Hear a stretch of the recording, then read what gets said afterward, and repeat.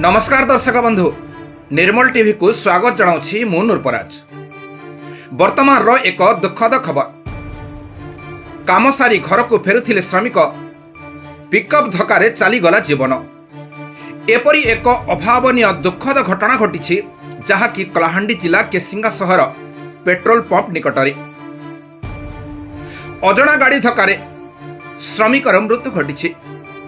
मृत्यु श्रमिक जनक हेले बाहादुरपदर ग्रामर नेपालपोड़ बयस 24 वर्ष। नेपालपोड़ केसिंगा सहर काम सारी निज घर अर्थात बाहादुरपदर ग्राम को सोमवार संध्यारे फेरुथिबा समय पेट्रोल पंप निकटरे एक अजणा पिकअप गाड़ी धक्का देबारु घटनास्थल में तांकर मृत्यु घटीथिला।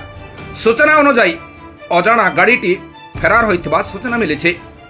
नेपालपोड़क दुर्घटना खबर पाई परिवार संपर्कीय साई पड़ोशी पहुंची मृतकों परिवार पक्षर जातीय राजपथ 26 को अवरोध कर क्षतिपूरण दाबी करिसेंती एवं घटनास्थल में केसिंगा पुलिस पहुंची बुझासुझा पर यार तदंत चलाइथिबा सूचना मिली।